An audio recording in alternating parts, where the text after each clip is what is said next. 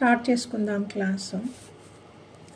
ఇప్పుడు మనం ఏమంటే ఎంతమంది మనకి చెప్పినా సరే, ఎన్ని క్లాసులకు వెళ్ళినా సరే, మన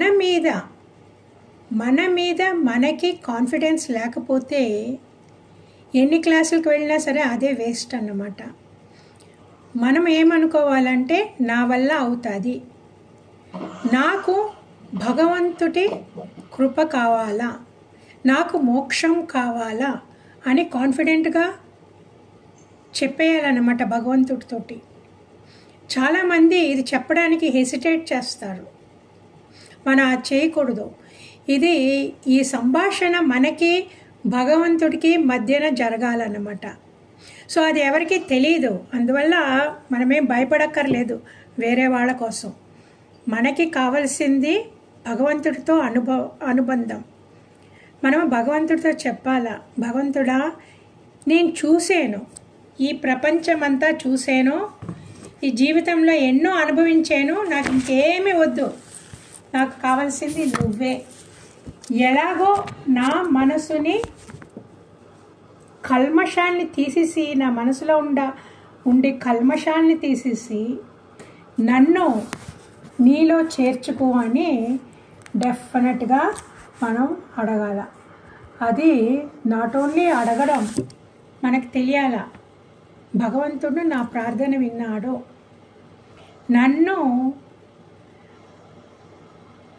ఎలాగైనా సరే అతనిలో ఐక్యం చేసుకుంటారు అని మనం ముందడుగు వేసి, మనము భగవంతుడి మీద కాన్ఫిడెన్సు, నా మీద కాన్ఫిడెన్స్ ఉన్నదంటే తప్పకుండా జరుగుతుంది. ఓకే, ఒక చిన్న కథ ఏమంటే, ఒక అడవిలో 2 పక్షులు ఉన్నాయి, చెట్టు కొమ్మ మీద కూర్చున్నాయి. ఆ 2 పక్షుల్లో ఒక పక్షి అన్నదంట, అక్కడ చూడు ఆ గరుత్మంతుడు ఎంత ఎత్తుగా ఎగురుతున్నాడో, మనం అంత ఎత్తుకు ఎగరగలమా? అయ్యో వాడు అంత ఎత్తుగా ఎగిరిపోతున్నాడు, మన వల్ల కాదు అన్నదంట. అప్పుడు పక్క నుండి ఇంకొక పక్షి అన్నదంట, మనం ఎందుకు అనుకోవాలా, మనం అంత పైకి వెళ్ళకపోతే కూడా మనం డెఫినెట్గా ఎగరగలము అనుకున్నామంటే ఏదో కొంత దూరం అన్నా ఎగురుతాం కదా అన్నదంట. ఈ మొదటి పక్షి అన్నదంట, నాకేమో అనిపించటం లేదు, చూడు ఎంత ఎత్తున ఉన్నాడో అనేసి. కొన్ని రోజులేక ఈ రెండో పక్షి అన్నదంట, కాన్ఫిడెంట్గా చెప్పిన పక్షి ఎగరడం ప్రారంభించింది. సో కొంత ఎగిరి మళ్ళా కిందకు వచ్చేసేది, మళ్ళా కొంత ఎదిగి మళ్ళా కిందకు వచ్చేసేది. అలాగా కొన్ని రోజులు అయ్యాక అది ఎంత ఎత్తుగా ఎగిరిపోయిందంటే, ఇంకా అలా ఎత్తుగా ఎగిరిపోయి ఆల్మోస్ట్ గరుత్మంతుడి లెవెల్కి వెళ్ళి ఇంకా అలాగా గాల్లో కొట్టుకొని చక్కగా పైకి వెళ్ళిపోయిందంట. ఇక్కడ ఉన్న పక్షి, అయ్యో మనం అంత ఎత్తు ఎగరలేము అనేసి ఈ పక్షి ఇక్కడే కూర్చున్నది. Right, that's what happens. Spirituality ఇంకా చెప్పాలంటే అండి, that is the most easiest. Okay, మనం ఏమో ఈ ఆధ్యాత్మిక మార్గంలో వెళ్ళాలంటే ఎంతో కష్టం అనుకుంటామా? ఈ ప్రపంచంలో బతికుండడమే చాలా కష్టమండి. మనం శరీరంతో ఎంత కష్టపడి చేయాలండి. ఆ తర్వాత వాళ్ళంటారు, వీళ్ళు తిడతారు, ఈ భయం వస్తుంది, అయ్యో రోగం వచ్చేసిందంటే ఏమని, ఇలాగా భయభ్రాంతులతోటి ఆ శరీర కష్టం చేసి మనము అలసిపోయి ఆ సంతోషానికి ఏదో మనం కూడబెట్టుకుందంట ఖర్చు పెట్టి కొనుక్కొని ఆ సంతోషం ఎన్ని రోజులు ఉంటుందండి? కొన్ని వారాలు కూడా ఉండదు, కానీ ఇక డబ్బు ఖాళీ అయిపోతుంది అన్నమాట. సో ఈ మాయా ప్రపంచంలో బతకడమే చాలా కష్టం. భగవంతుడి కాళ్ళు పట్టుకొని మనం ఎదగడం చాలా ఈజీ. అది అన్ఫార్చునేట్లీ చాలామందికి తెలియటం లేదు. వాళ్ళు అనుకోవడము ఇన్ని తీర్థయాత్రలు చేయాలా, ఇన్ని యజ్ఞాలు చేయాలా, ఇన్ని పాఠాలు చదువుకోవాలా, ఇన్ని ప్రవచనాలు చేయాలా, గురువు గారిని ఇంతకాలం మనము సేవించాలా అనుకుంటున్నారు. అవన్నీ కొంచెం కొంచెమే. మన జీవితం ఫుల్గా దాంట్లోనే పెట్టకూడదు. ఇప్పుడు గురువు గారు చెప్తారు కదా, నువ్వే భగవంతుడు నీలోనే ఉన్నాడు, నువ్వు లోపలికి చూసుకో అని చెప్తారు కదా. మనము ఆ భగవంతుడి మాటలు పట్టుకోవాలా, మనము ఆ గురువుగారి మాటలు పట్టుకోవాలా. గురువుగారి మాటలు ఏంటి? గురువుగారి మాటలు శాస్త్రంలో ఉన్నది చెప్తారు. శాస్త్రాలు ఏంటి? ఆ వేదాలు సాక్షాత్ భగవత్ స్వరూపాలు. అంటే గురువుగారు చెప్పింది భగవంతుడు చెప్పినట్టు అన్నమాట. మనము ఆ విషయం మర్చిపోయి ఇంకా ఈ మాయా ప్రపంచంలోని ఇన్ని యజ్ఞాలు, ఇన్ని పుణ్యక్షేత్రాలు, ఇన్ని పారాయణాలు అనుకొని మన మైండ్ ఫుల్ అయిపోతుంది. దీంట్లోనే మనకి లోపల తిరగడానికి టైం దొరకటం లేదు. బహిరంగ సాధనలోనే స్టక్ అయిపోతున్నాము. అది ఒక లెవెల్ వరకే. ఈ బహిరంగ సాధనలు అవన్నీ ఎందుకంటే మనకి మన మనసుని దేవుడి పక్క తిప్పడానికి ఎక్సర్సైజులు, ఆ తర్వాత మనలో మెంటల్ ఎనర్జీ ఇంక్రీజ్ చేయడానికి, ప్రాణ లెవెల్ ఇంక్రీజ్ చేయడానికి, అంతేకాని మనల్ని బయటే పెట్టడానికి కాదు. మనము అంతరంగ సాధనలో పైకి వెళ్ళాలంటే మన మీద కాన్ఫిడెన్స్ ఉండాలా. ఆ సెల్ఫ్ కాన్ఫిడెన్స్ ఎప్పుడు వస్తుందో అప్పుడే మనము ఎదుగుతామన్నమాట. ఆ సెల్ఫ్ కాన్ఫిడెన్స్ వచ్చేసాక మనకు వైరాగ్యం కూడా ఆటోమేటిక్గా వచ్చేస్తుంది. ఎందుకంటే మనకు తెలిసింది ఆ లోపల ఉన్న ఎనర్జీ అలాగండి. ఆ లోపల ఎనర్జీ ఎలాగంటే మన మనసును లోపలికి తిప్పుతుంది. ఆ లోపల ఉండేది ఏంటి? మన మనసు లోపలికి ఎప్పుడు తిరుగుతుందో అప్పుడే వి స్టార్ట్ ఎంజాయింగ్ ద సంతోషం, ద ఇన్నర్ జాయ్. ఒకలాంటి చెప్పకుండానే ఒకలాంటి ఏ విషయము మీద మనసు పెట్టకుండానే ఏదో ఒకలాంటి అనుభవము, ఏదో ఒకలాంటి సంతోషమైన అనుభవం దొరుకుతుంది అన్నమాట. అది కొన్ని సెకండ్స్. ఇంకా అది అలాగా మల్టిప్లై అయితే ఇంకా దాన్ని పట్టుకున్నామంటే అది ఆటోమేటిక్గా మల్టిప్లై అయ్యి ఈ పక్షి ఎలాగ గెద్ద లెవెల్కి ఎగిరిందో మన మనసు కూడా అలాగ ఎక్స్పాండ్ అయిపోతుంది. సత్పురుషులు ఉన్నారు కదా, మహాత్ములు, సెయింట్స్, వాళ్ళు అలాగన్నమాట. వాళ్ళ మనసు ఎప్పుడూ అక్కడే ఉంటుంది. ఆకాశం. మహావతార్ బాబా చూశారు కదా, మహావతార్ బాబా ఫోటోలు ఎలాగుంటాయి? ఆయన కళ్ళు ఇలాగైనా ఉంటాయి పైకి తిప్పి. అంటే ఏంటి? ఆకాశం. ఇప్పుడు చెట్లు చూసారా?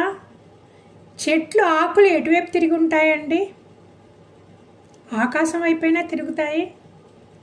సూర్యరశ్మి దగ్గర నుంచి ఎనర్జీ తీసుకొనేనా ఫోటోసింథసిస్ జరుగుతుంది. ఆ ఫోటోసింథసిస్ నుండే కదా పళ్ళు, పువ్వులు, కాయలు అన్నీ చెట్టు మనకిస్తుంది.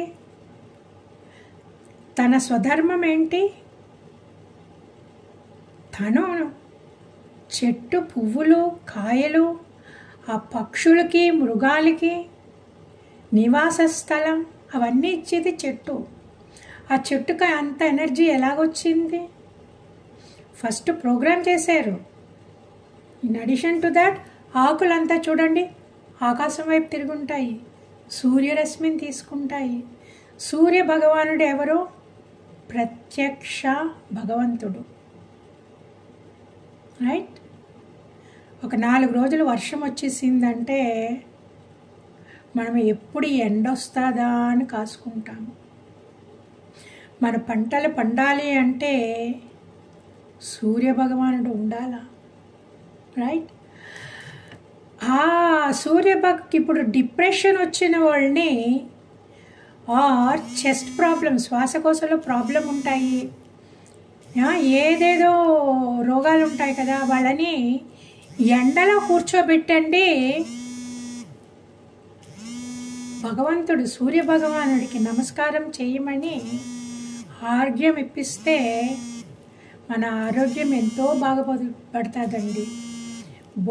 Both our physical health, mental health.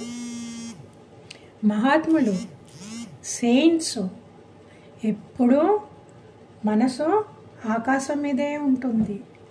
ఆకాశం ఎంతది? చిన్న ఆకాశం కాదు కదా, పెద్ద ఆకాశం కదా. ఆ ఆకాశానికి లిమిట్స్ లేదు కదా, చుట్టూ ఉన్నది ఆకాశమే. ఓకే, అదే మన స్వరూపం. అది మనము ఈ శరీరంతో ముడిపడి మనం ఈ శరీరానికే పరిమితి అయిపోయి ఉన్నాము అనుకుంటాము. అప్పుడు శరీరానికే పరిమితి అయిపోయి ఉన్న వాళ్ళకి పెద్ద పెద్ద పనులు చేయడం కష్టం. ఎందుకంటే శరీరం ఎక్కువ పని చేయలేదు. కొన్ని గంటలు పని చేసిందంటే టైర్డ్నెస్, మంచినీళ్ళు తాగాలా, ఏదైనా తినాలా, కొంచెంసేపు పడుకోవాలా అని ఉంటుంది. వెరాజ్ మనసుకి ఆ లిమిటేషన్ ఏమీ లేదు. అందుకోసమే ఇక్కడ మనం కూర్చొని అమెరికాలో ఉన్న మన ఫ్రెండో పిల్లలను కళ్ళు మూసుకొని ఒక 5 నిమిషాలు మనసు అక్కడే పెట్టేయమంటే మన పిల్లలతోటి అమెరికాలో ఉన్నట్టు అనిపిస్తుంది అన్నమాట. శరీరం ఇక్కడే ఉంటుంది కానీ మనసుకు అంత పవర్. సో మన మనసు కూడా ఆ మహాత్ములు అంత పెద్ద లెవెల్కి ఎదిగారు. రామకృష్ణ పరమహంస గారు, షిరిడి సాయిబాబా గారు, రమణ మహర్షి గారు, ఇంకా ఎంతెంతో మంది మహాత్ములు అంత లెవెల్కి ఎదిగారు. నేను కూడా ఎదిగిపోతాను, వాళ్ళు మనకి మార్గాన్ని చూపించారు. నేను కూడా ఎదిగిపోతాను, భగవంతుడిలో ఒక్కటిగా అయిపోతాను అని ఆ ఫెయిత్ చెయ్యగలను.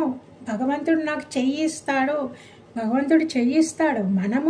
మన మనసు మనం ఇక్కడే పెట్టుకున్నాము. మనం ఎన్నిసార్లు ఆకాశాలు చూసామండి, ఎన్నిసార్లు నక్షత్రాలు చూసి భగవంతుడా నీ సృష్టి ఎంత అందంగా ఉన్నది అని ఆ నక్షత్రాలు చూసి ఎన్నిసార్లు మనం ధ్రువ మహారాజుని జ్ఞాపకం చేసుకుంటామండి. ఎన్నిసార్లు మనం పౌర్ణమి ధ్యానం చేస్తామండి. పౌర్ణమి ధ్యానం చేసేసాక కూడా ఎంతసేపు మనం చంద్రుణ్ణి జ్ఞాపకం పెట్టుకుంటామండి. మనసు ఆటోమేటిక్గా కిందకు వచ్చేస్తుంది అనమాట. కిందకు వచ్చేసి ఈ మన ఇంట్లో సామాన్లు అది ఉన్నదా, ఇది ఉన్నదా, భోంచేయాలా, ఓకే నిద్ర వస్తుంది, అక్కడ ఫ్యాన్ ఎట్టు, ఇక్కడ దీంట్లోనే ఉండిపోతాం. అలా పొద్దున్నగానే కాఫీ, తిండి, అది ఇది, న్యూస్ పేపర్, ఇవన్నీ వదిలేయాలి. మనసు ఆకాశానికి వెళ్ళింది కదా, ఆకాశంలోనే ఉండాలి. మనమేం భయపడక్కర్లేదు. మనం ఆకాశం నుంచే చూసుకుని ఆకాశమే మనము ఆలోచిస్తూ ఉంటే ఇక్కడ పని అవ్వదా అంటే ఇక్కడ పని ముందు కంటే ఇక్కడ చక్కగా అవుతుంది. ఎందుకంటే మన మైండ్ ఎక్స్పాండ్ అయిపోయింది. We are very broad minded people. చిన్న చిన్న కష్టాల్ని మనల్ని కిందకి లాగవన్నమాట. ఏ కష్టమే ఇన్ఫ్యాక్ట్ మనల్ని కిందకి లాగవు. ఎందుకంటే మన నిజస్వరూపం అది. కొంతకాలంలో ఈ శరీరం పడిపోతుంది. ఈ శరీరం పడిపోయినప్పుడు ఈ శరీరంలో ఉన్న ప్రాబ్లమ్స్, చుట్టుపక్కల ఉన్న ప్రాబ్లమ్స్ కూడా పోతాయి. సో దాని మీద మనసు పెట్టక్కర్లేదు. అలాగ మనసు బ్రాడ్ మైండెడ్ అయిపోయి ఫ్రెష్ అయిపోయి మనం ఈ జ్ఞానావస్థలో ఉన్నప్పుడు మనము ప్రతిరోజు చేసేదానికంటేని ఇంకా చాలా బాగా చేస్తాము. ఇంటి పని కానీ, ఆఫీస్ పని కానీ, బయట వెళ్ళవలసింది కానీ, ఎవరితో మాట్లాడడం కానీ. ఎందుకంటే మనకి ఈ నాలెడ్జ్ వచ్చేసింది కదా, హితం మితం ప్రియం సత్యం అనేసి అదే మాట్లాడతాము. ఆ మాటలు కూడా తగ్గిపోతాయి. బ్రాడ్ మైండ్ ఎప్పుడైపోయిందో, ఎప్పుడు ఆకాశాన్ని జ్ఞాపకం చేసుకుందో, ఎప్పుడు మహాత్ములు ఆ లెవెల్లో ఉన్నారని జ్ఞాపకం చేసుకుంటాదో, అప్పుడు మనకి ఈ చిన్న చిన్న చిన్న అడ్డంకులన్నీ ఆటోమేటిక్గా పడిపోతాయండి. That is the power of god. ఆ పవర్ ఆఫ్ గాడ్ని మనం సైంటిఫికలీ ఎక్స్ప్లెయిన్ చేయలేమన్నమాట. Power of god is power of god, that's it. ఆటోమేటిక్గా things will go very well. ఈ కాన్ఫిడెన్స్ ఉండాలా, మనలో ఉండాలా, మన భగవంతుడి మీదనే వేయాలన్నమాట. ఓకే, సో అలాగ అయినప్పుడు ఏమంటుందంటే అలర్ట్నెస్, అవేర్నెస్. ఏదైనా అవుతుంటే మనకి తెలుస్తుంది ఎందుకు అలాగ అయ్యింది అనేసి. ఓకే, ఒక అబ్బాయి ఏమో వాళ్ళ తాతగారి దగ్గరికి వెళ్ళి చెప్పాడంట అండి, తాత నేను 5 దోమల్ని చంపేసాను. ఇప్పుడు ఆ 5 దోమల్లో 3 దోమలు ఆడదోమలు, 2 దోమలేమో మగదోమలు అనంట. ఆ తాత అడిగారంట, అదేట్రా నువ్వు ఆ దోమల్లో ఏది మగ ఏది ఆడదని నీకు ఎలా తెలుసు అంటే, ఆ అబ్బాయి అన్నాడంట, 3 దోమలేమో అద్దం మీద ఉన్నాయి, 2 దోమలేమో సిగరెట్ ప్యాకెట్ మీద ఉన్నాయి తాత, అందుకే ఆ సిగరెట్ ప్యాకెట్ మీద ఉన్నాయేమో మగదోమలు, అద్దం మీద ఉన్నాయేమో ఆడదోమలు అన్నదంట. ఇజంట్ ఇట్ వెరీ ట్రూ అండి? ఆ చిన్న పిల్లాడికి చూడు, this is called awareness, alertness. కరెక్ట్గా నాలెడ్జ్ ఎలాగొచ్చిందో చూడండి. ఓకే, మనము చెక్ చేసి చెప్పలేము ఇది యాక్చువల్గా అద్దం మీద ఉన్నది ఆడదోమ మగదోమ అని మనం చెప్పలేము. కానీ ఆ పిల్లోడికి ఆ ప్రెజెన్స్ ఆఫ్ మైండ్ ఎలాగొచ్చిందో చూడండి.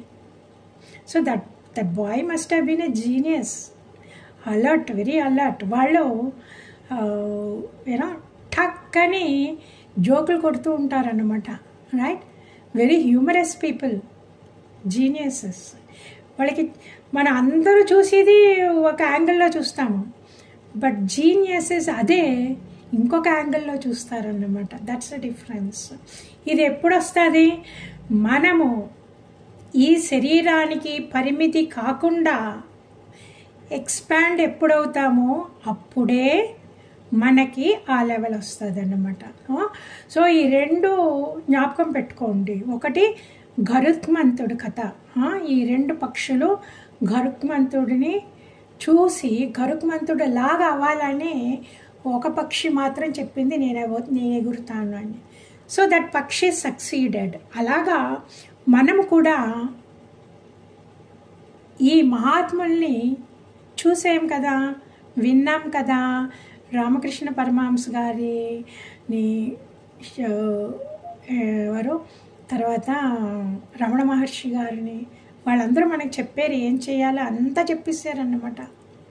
సో మనం కూడా ఎదగలము. ఆ మహాత్ములు మనల్ని పైకి రావడానికే వాళ్ళు హెల్ప్ చేస్తారు, ఇప్పుడు కూడా హెల్ప్ చేస్తారు. శరీరం లేకపోతే కూడా వాళ్ళు మనతో ట్యూన్ అవుతారన్నమాట. మనం ఆ మనసు అటే పెట్టాలా, భగవంతుడి వైపు పెట్టాలా. సో ఈ మహాత్ములందరూ they will help us, right? So అదే అన్నమాట. ఆ తర్వాత ఇప్పుడు పృథు మహారాజు గారు ఆయనేమో భగవంతుడిలో లీనమైపోయారు, రైట్? ఇప్పుడు ఆయన వంశంలో ఒక ఆయన ఉన్నారు, ప్రాచీన బర్హి అని. ఆ ప్రాచీన బర్హి ఆయనకి ముని మనవడో ఎవరు అవుతారన్నమాట, రైట్? ఆ ప్రాచీన బర్హి కూడా చాలా భక్తుడు.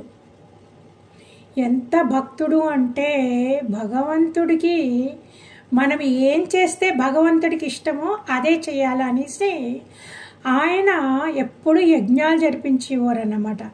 దేవతలకి ఆహుతి ఇచ్చేవారు. ఓకే, దేవతలకి ఆహువులు ఇస్తే కదా ఈ ఋతువులని క్రమంగా వెళ్తాయి, కావలసిన టైంలో వర్షాలు పడతాయి, ఎంత వర్షం పడాలో అంతే వర్షం పడతాయి, ఆ పాడి పంటలన్నీ చక్కగా పండుతాయి అనేసి ఆయన యజ్ఞాలు చేసేవారు అన్నమాట.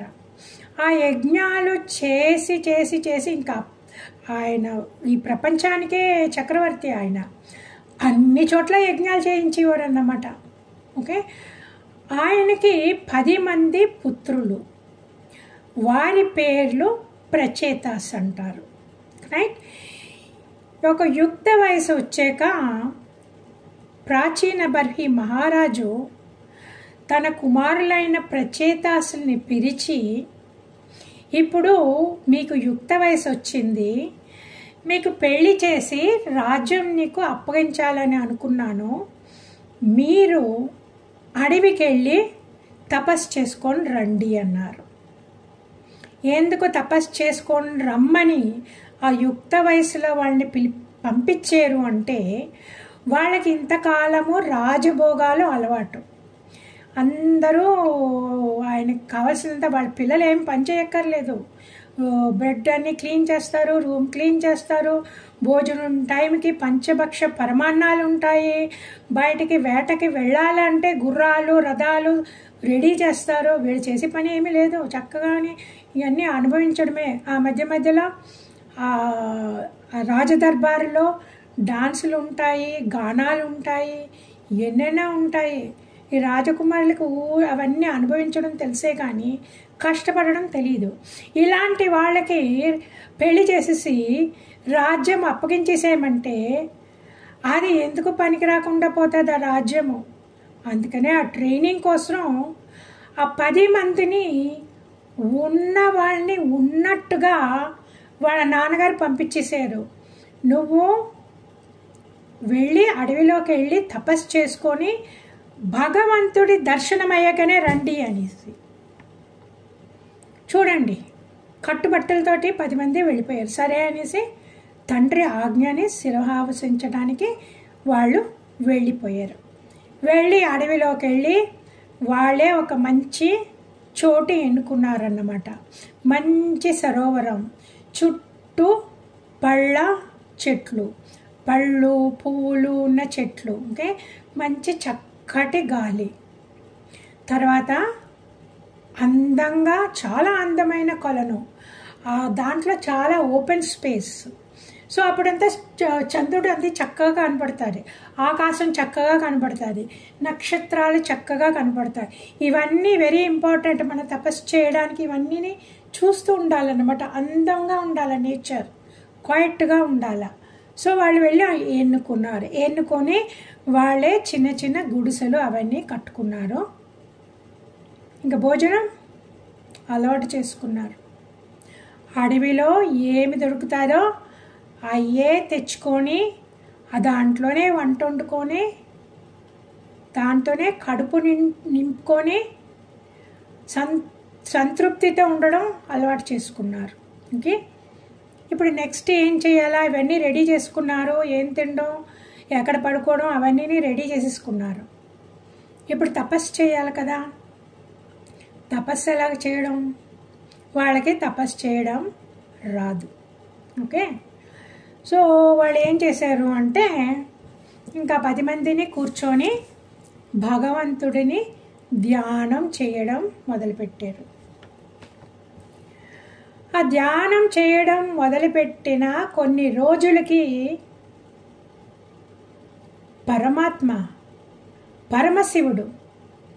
పరమశివుడు ప్రత్యక్షమయ్యాడు. ఎలాగ ప్రత్యక్షమయ్యారు, ఆ నీటిలోంచి పైకి వచ్చారన్నమాట. ఆయన రావడానికి ముందు ఆయన సైనికులు ఉన్నారు కదా, ఆ డప్పులు మృదంగాలు అవన్నీ వేసుకొని ఆ శబ్దాలు, ఆ భేరీలు, ఆ శబ్దాలు వినపడ్డాయి వీళ్ళకి. ఇదేంటి అడవిలో ఈ శబ్దాలు వినపడుతున్నాయి, ఈ మ్యూజికల్ ఇన్స్ట్రుమెంట్స్ వస్తున్నాయి, ఇక్కడ ఎవరు లేరు కదా, చాలా దూరం కదా, ఆ ఊరు కూడా ఎక్కడి నుంచి వస్తున్నాయి అని వాళ్ళు చూస్తుంటే సడన్గా పరమశివుడు నీటిలోంచి పైకొచ్చి అక్కడి నుంచి వచ్చి ఒడ్డుకొచ్చి ఈ ప్రచేతాసుల దగ్గరకు వచ్చి, నాయన్లారా నాకు తెలుసు మీరు ఇక్కడ ఎందుకు వచ్చారు, ఏం చేస్తున్నారు అని. నాకు భక్తులంటే చాలా ఇష్టం. ఎవరన్నా తపస్సు చేయాలా, భగవద్ దర్శనం పొందాలా అని చేస్తే నేను వాళ్ళ దగ్గరికి వెళ్ళి నేను ఉపదేశం ఇస్తాను. భగవంతుణ్ణి ఎలా కొలవాలా, ఎలాగ తపస్సు చేయాలా, భగవంతుణ్ణి ఎలాగ ప్రార్థించాలా, అవన్నీ నేను నీకు నేర్పిస్తాను. మీరు చక్కగా వినండి, నేను చెప్పినట్టు చేయండి, మీకు తప్పకుండా భగవంతుడి దర్శనము దొరుకుతుంది. నాకు భక్తులకి సహాయం చేయడం అంటే చాలా ఇష్టము అన్నారు ఈశ్వరుడు, పరమశివుడు. ఓకే, మీకు జ్ఞాపకం ఉన్నదా అండి? ధ్రువుడు అడవికి వెళ్ళిపోయి నేను నారాయణుడి మీద తపస్సు చేస్తాను అని ఆ చిన్న పిల్లోడు 5 ఏళ్ల కుర్రోడు వెళ్ళిపోతే భగవంతుడే పంపించారు నారద మహర్షిని, వెళ్ళు ఆ అబ్బాయి నా మీద తపస్సు చేస్తాడంట, ఆ పిల్లోడికి ఏం తెలియదు, వెళ్ళి నేర్పించు అని. ఇలాగా భగవంతుడే ఇప్పుడు అక్కడ నారద మహర్షి ధ్రువుడికి అంతా చెప్పించి మంత్రోపదేశం చేయించి తపస్సు పరిపూర్ణత్వం పొంది ఆ జీవితమే పరిపూర్ణమైపోయింది ఆయనకి. ఆయన ధ్రువతారగా నిలిచిపోయాడు కదా. అదేలాగా పరమశివుడు కూడా నేర్పిస్తున్నారు వీళ్ళకి. సో చెప్పారు, మీరు భాగవతోత్తములంటే నాకు అత్యంతమైన ప్రీతిపాత్రులు. నేను మీకు ఒక మంత్రం చెప్తాను, చాలా పవిత్రమైనది, మీకు తప్పకుండా శుభాన్ని నెరకూర్చుతున్నది. ఇది మీరు నిష్ఠతో చెయ్యండి. నేను చెప్పినట్టే జాగ్రత్తగా విని మీరు ప్రార్థన చేశారంటే మీకు పరమాత్మ తప్పకుండా దర్శనమిస్తాడు అనేసి. ఓకే, ఇప్పుడు నేను మీ చేత ఈ ప్రార్థన చేయిస్తాను. ఓకే, అందువల్ల మీరు ఏం చేయాలంటే అండి, మీ మనస్సుని ఫోకస్ చేయాలి. ఇప్పుడు మీ మనస్సుని శ్వాస మీద ధ్యాస పెట్టి మనసులో ఓంకారాన్ని చెప్పుకొని మీరు అలాగా కళ్ళు మూసుకొని ఉండండి. కళ్ళు మూసుకొని చేతులు ఇలా నమస్కార ముద్రలో ఉండాలన్నమాట. ఓకే,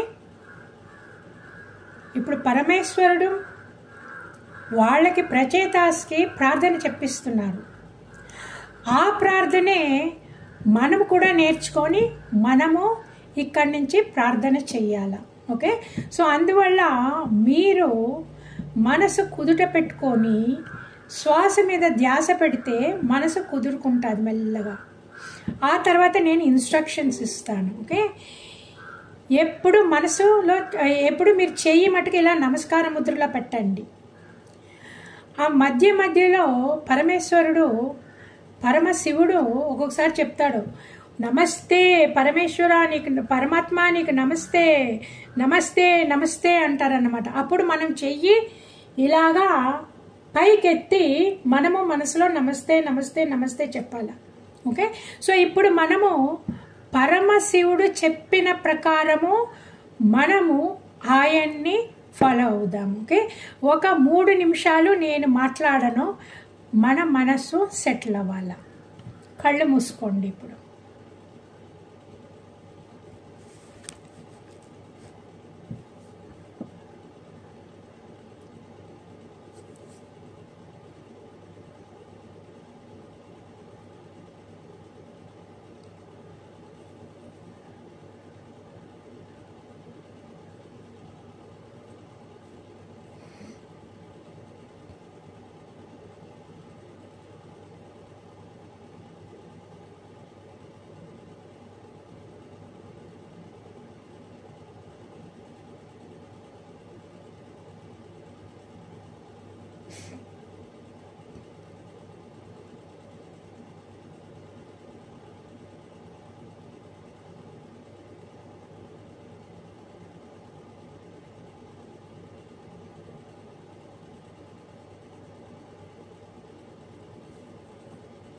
ఓకే,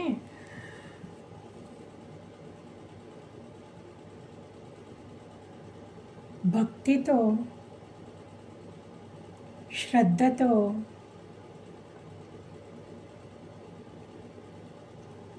పరమశివుడు చెప్పిన ప్రతి పదం చాలా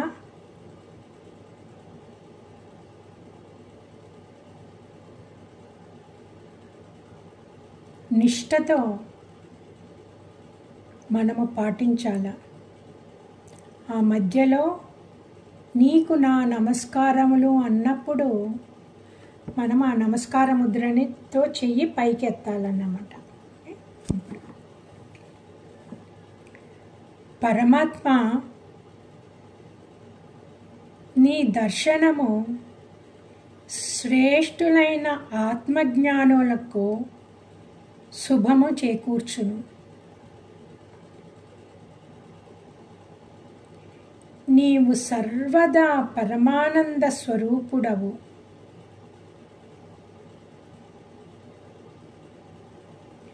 సర్వాత్మకుడవు.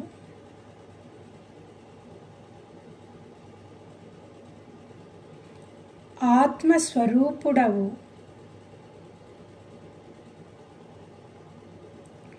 నీకు నా నమస్కారములు.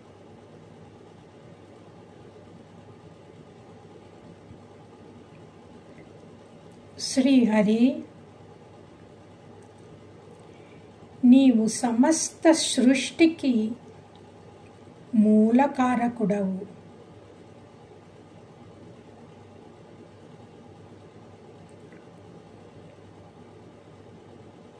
సర్వభూతములకు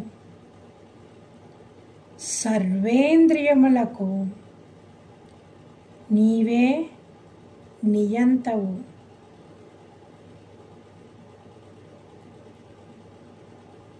నీవు శాంత స్వరూపుడవు.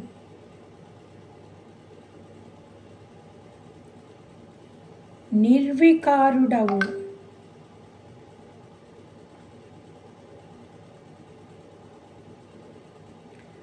స్వయం ప్రకాశకుడైన వాసుదేవుడవు. నీకు నా నమస్కారములు.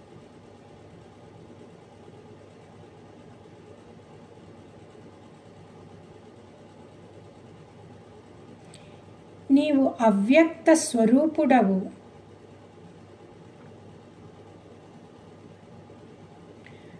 ఆది మధ్య అంతం లేనివాడవు.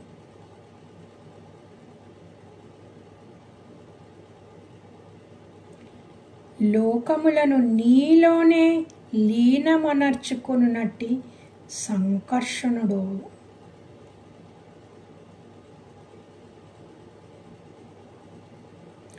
సకల ప్రాణులలో అంతరాత్మ స్వరూపుడవై జ్ఞానబోధను చేయువాడవు.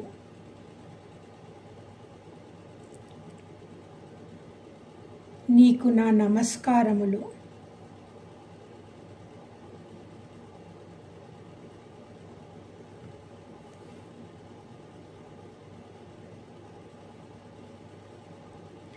దేవా, నీవు జ్ఞానేంద్రియములకు అంతఃకరణమునకు అధిష్టాతవు. నీవు ఆవరణరహితుడవు.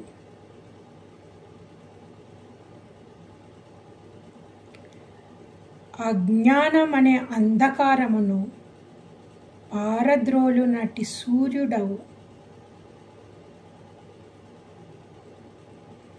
వృద్ధి క్షయము లేని పరిపూర్ణుడవు.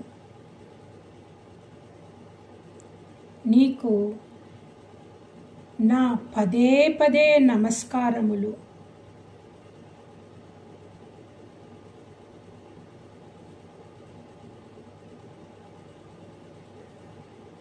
పురుషోత్తమ, స్వర్గము మోక్షములకు ద్వారము నీవే. నిత్యము పవిత్ర హృదయమునందు నివసించుడువాడు. నీకు నా నమస్కారము.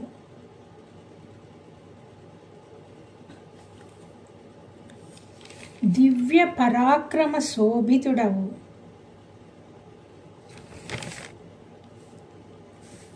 యజ్ఞకర్మలు సాధనవు నీవే.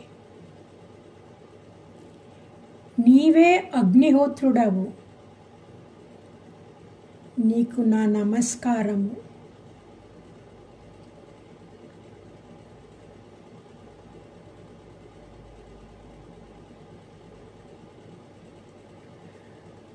పితృదేవతల అన్న స్వరూపమగు ఊర్జము నీవే,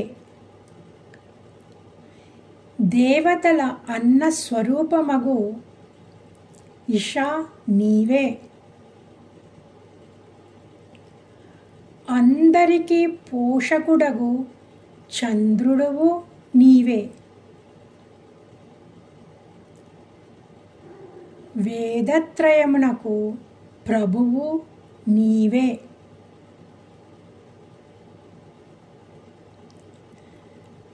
సకల ప్రాణులకు తృప్తి ఒసంగునట్టి జలము కూడా నీవే,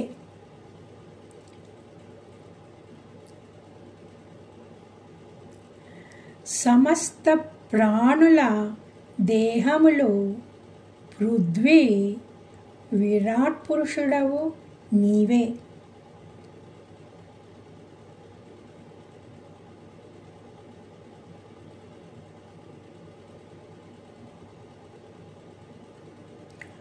ముల్లోకములకు రక్షణను ఇచ్చునట్టి శారీరక మానసిక ఇంద్రియ శక్తి స్వరూపమగు వాయుదేవుడవు నీవే, నీకు నా నమస్కారములు.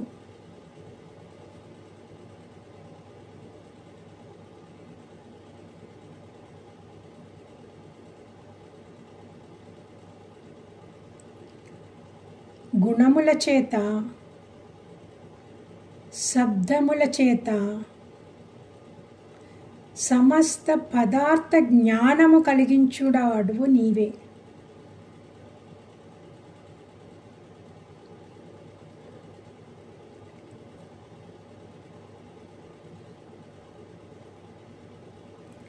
లోపల బయట అనే భేదములను తెలుపునట్టి ఆకాశ స్వరూపుడవు నీవే,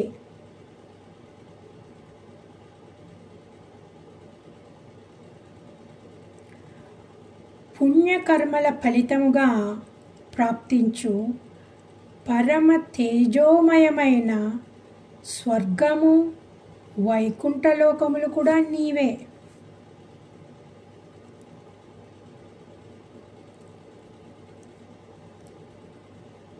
పితృలోక ప్రాప్తిని కలిగించు ప్రవృత్తి మార్గము నీవే,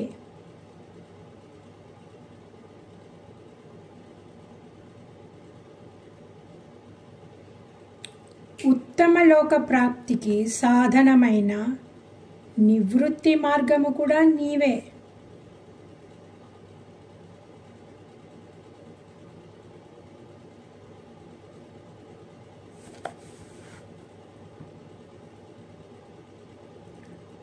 అధర్మ ఫలస్వరూపము దుఃఖదాయకమైన మృత్యువు కూడా నీవే, అట్టి నీకు నా నమస్కారము.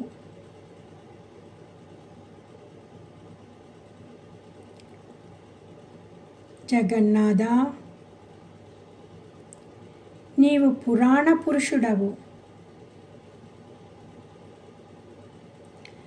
సాంఖ్యమునకు యోగమునకు అధిష్టాతవైన కృష్ణ భగవానుడవు,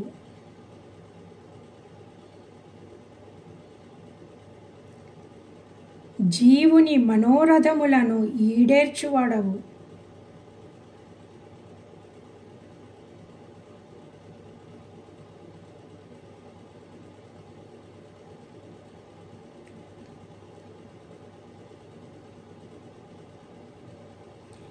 నీ జ్ఞానశక్తి ఏ విధముగాను కుంఠితము కాదు, అట్టి నీకు పదే పదే నమస్కారము.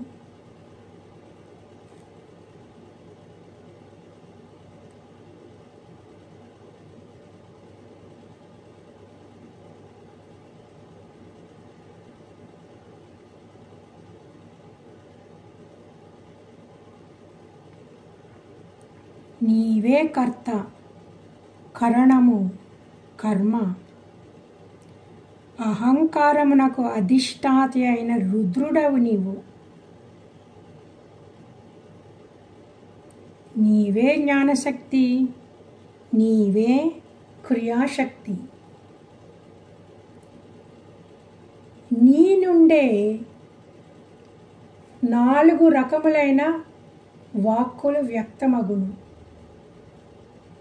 అట్టి నీకు నా నమస్కారములు.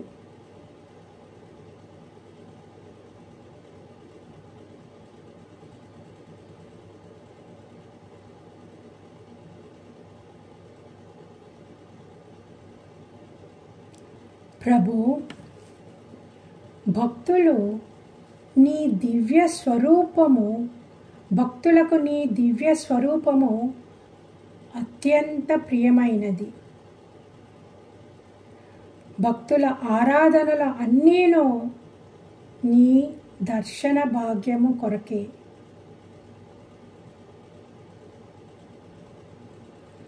నీ దివ్య స్వరూపము కళ్యాణ గుణములు సమస్త ఇంద్రియములకు సంతృప్తిని ఒసంగును.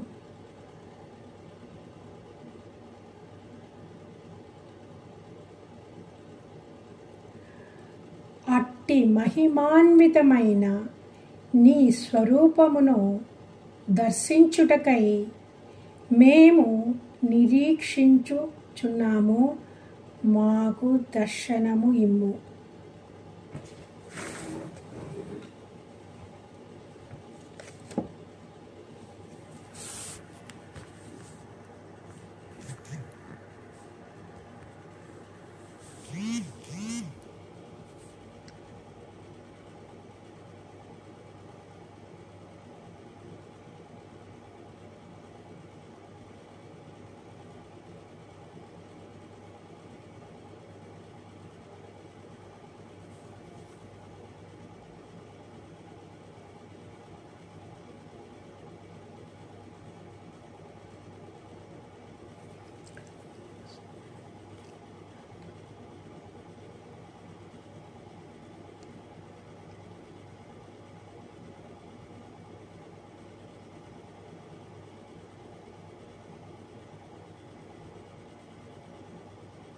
సో ఆయన దర్శనము కోసము నిరీక్షించుదాము. ఇంకా సగం ప్రేయర్ ఉన్నది, ప్రార్థన. అది మనం రేపటి క్లాసులో చూద్దాము. సో అందరూ మెల్లగా కళ్ళు తెరవండి.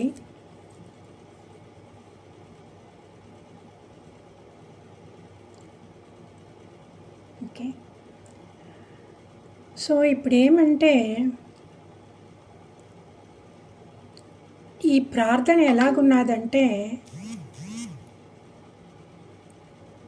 పరమశివుడు ఫస్ట్ ఆయన్ని నిర్గుణ స్వరూపంగా ఆయన్ని వర్ణించి, ఆ తర్వాత కొంచెం కొంచెంగా ఇంద్రియాలు, ఆ తర్వాత ఈ విరాట్ స్వరూపాన్ని ఆయన ప్రార్థించారన్నమాట. ఓకే. సో ఇంకా సగం ఉన్నది, అది రేపటి క్లాస్లో చూద్దాము. నాకు బుధవారం నేను బిజీ ఉన్నాను. సో అది 1 పాయింట్. ఇంకొక పాయింట్ ఏమంటే, ఇవాళ మనము సగం ప్రార్థన చేసేము. సో ఇది మిగతా సగము నాకు ఎక్కువ గ్యాప్ ఇవ్వడానికి ఇష్టం లేదనమాట. అందువల్ల రేపు 3 గంటలకి మళ్ళా మనం క్లాస్లో కూర్చొని మిగిలిన సగం భాగమైన ఈ రుద్రగీత, దీన్ని రుద్రగీత అంటారు. సో ఆ రుద్రగీతని ముగించి, and it's a beautiful prayer అండి. నేను ఈ ఆడియో పంపిస్తాను. ఆడియో పెట్టుకొని ఆ రుద్రగీత మనం విని, దాని ప్రకారం మనము భగవంతుడిని ప్రార్థన చేస్తే చాలు. ఓకే. అది చేస్తే కూడా చాలండి. మన మనసు ఎక్స్పాండ్ అయిపోతుంది. భగవంతుడితోనే ఎప్పుడు ఉంటాము. ఆ ప్రచేతసులకి ఎలాగా పరమాత్ముడు దర్శనమిచ్చారో అలాగే మనకి కూడా మన మనోనేత్రంలో దర్శనం దొరుకుతుందండి. Okay, it all depends on మనము ఎంత నిష్టతో మనము ప్రార్థన చేస్తున్నాము అని. సో ఈ Rudragita is a very very powerful. ఈ రుద్రగీత ఒక్కటే చాలు మనల్ని ఎన్లైటన్ చేయడానికన్నమాట. కానీ మనము ప్రతిరోజు అలాగే ప్రార్థించాలా, ఆ నిష్టలా ఉండాలా. ఆ నిష్టలా ఉంటే మనం భగవంతుడికి చాలా దగ్గరగా చేరుకుంటాము. సో చాలా దగ్గరగా చేరుకోవడం అనేది మన మీద పైకి వెళ్తున్నట్టు కాదు, చాలా దగ్గరగా మన మనస్సు భగవంతుడు లోపల ఉన్నాడు. మన లోపల ఆ మనసు అలాగ లోపలికి వెళ్ళిపోయి భగవంతుడితో లీనమైపోతుంది. అదే జీవన్ ముక్త స్టేట్ అన్నమాట. జీవన్ముక్తుడు అంటే అదే. వాళ్ళు ఇంకా ఏంటో స్పెషల్ ఏమి కాదు, వాళ్ళ మనస్సుని కంట్రోల్ చేసుకొని భగవంతుడితో లీనం చేసుకున్నారు. అంటే ఏంటి, అహంకారం వదిలిపోయింది. వినయం, కృతజ్ఞతాభావము, వినయము ఉన్నదంటే అహంకారం మెల్లమెల్లగా కరిగిపోతుంది అన్నమాట. అహంకారం ఫుల్గా ఎప్పుడు కరిగిపోయిందో అప్పుడు మనము భగవంతుడితో లీనమైపోతాము. ఆ లీనమైపోయడము ఎప్పుడో చచ్చిపోయాక లీనమైపోవడం కాదు, ఇప్పుడే మనం లీనమవ్వచ్చు. కానీ ఒకటే ఒక విషయం ఏమంటే వైరాగ్యం ఉండాలా, నిష్ట ఉండాలా, భగవంతుడి మీద నిష్ట ఉండాలా. అది ఉన్నదంటే మనము వేరే ఎక్కడికి వెళ్ళక్కర్లేదు. మన రూములోనే కూర్చొని మనం ఈ ప్రార్థన చేసుకొని భగవంతుడితోటి లీనమైపోయి జీవన్ముక్తులు అయిపోవచ్చు. మనం బయట పనిచేసి ఒక ఇల్లు కట్టాలా, ఒక ఫిక్స్డ్ డిపాజిట్లు, మనకు కావాల్సినంత సెక్యూరిటీ ఇచ్చేలా చేసుకుంటామంటే ఎంత కష్టపడ్డామండి ఇంతకాలముని. సో మన కష్టమంతా రాంగ్ డైరెక్షన్లో వెళ్ళిందన్నమాట. ఇప్పుడు మన కష్టాన్ని రైట్ డైరెక్షన్లో. ఆ తపస్సు ఏంటి, ఈ కలియుగంలో తపస్సు మనస్సుతోటే తపస్సు చేయడము, ఆ వైరాగ్యం మనస్సుతోటే వైరాగ్యము. ఆ ప్రపంచ విషయాల లోపలికి రాకుండా ఓన్లీ భగవంతుడి పైనే మనస్సు ఉన్నది అంటే అదే తపస్సు అన్నమాట. ఈ కలియుగంలో ఇంకేమీ లేదు. అంత ఈజీ చేసి పెట్టేసి ఇచ్చారు భగవంతుడు మనకి. నీళ్ళ కోసం బయటకు కూడా వెళ్ళక్కర్లేదు, ట్యాప్ ఆన్ చేసేస్తే వచ్చేస్తాయి. వేడి నీళ్ళకి బయటకు వెళ్ళక్కర్లేదు, స్విచ్ ఆన్ చేస్తే వచ్చేస్తాయి.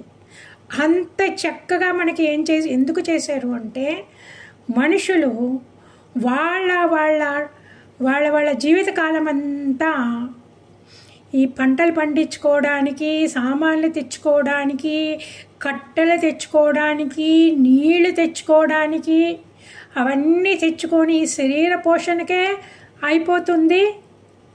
ఇంకా నా గురించి ఆలోచించడానికి వాళ్ళకి టైం దొరకటలేదు అనేసే కదా ఇవన్నీ ఇంత ఇంటెలిజెన్స్ మనకి ఇచ్చేసి ఇంత కంఫర్ట్ ఇచ్చేసారు.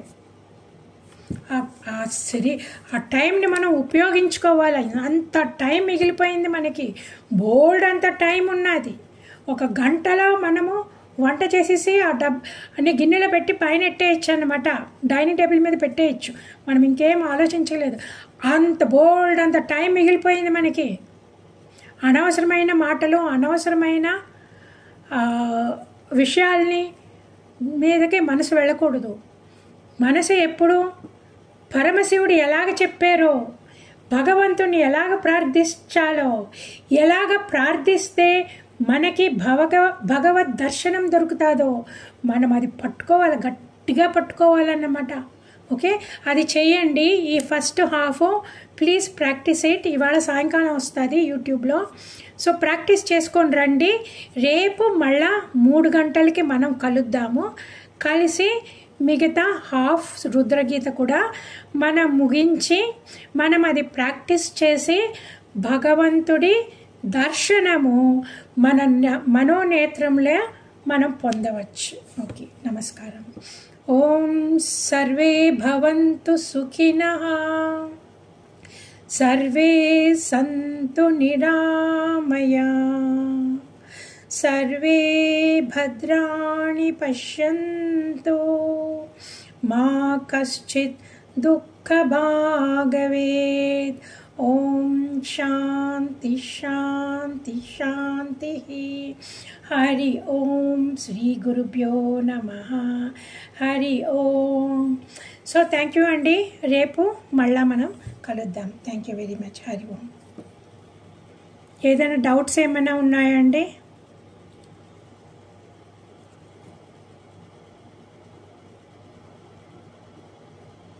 ఏమైనా క్వశ్చన్ అడగాల, ఏమైనా డౌట్స్ ఉన్నాయంటే కొంచెం లేట్గా వచ్చిన వాళ్ళు అడగచ్చు. ఐఎమ్ వెరీ సారీ, నేను మర్చిపోయాను ఈవేళ క్లాసు గూగుల్ కనెక్షన్ పెట్టడానికి. నా క్లాస్ జ్ఞాపకం ఉన్నది, క్లాస్ ప్రిపేర్ చేస్తున్నాను, కానీ గ్రూప్లో పెట్టడం మర్చిపోయాను. సో నేను ఇప్పుడే పెట్టేస్తాను గ్రూప్లో రేపటి క్లాస్కి. ఓకే, సో రేపు మళ్ళీ 3 గంటలకు కలుద్దామండి. Thank you. హరి ఓం. హరి ఓం. నమస్తే మ్యామ్. ఈరోజుది ఇప్పుడే పెడతారా మ్యామ్ మీరు యూట్యూబ్ లో?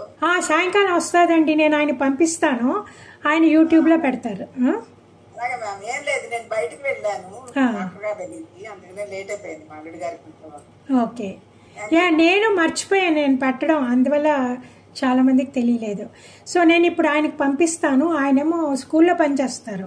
సో సాయంత్రం ఇంటికి వచ్చాక ఆయన పెడతారు. నేను ఆయనకి ఫోన్ చేసి చెప్తాను ఈవేళ, మీరు ఇమీడియట్గా పెట్టేయండి, డిలే చేయకండి అనేసి. Thank you ma'am. ఓకే, అప్పుడు రేపు మేము ఇదవుతాం కదా అది.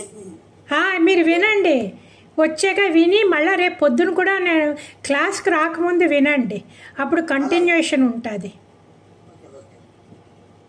Okay, thank you. Hari Om.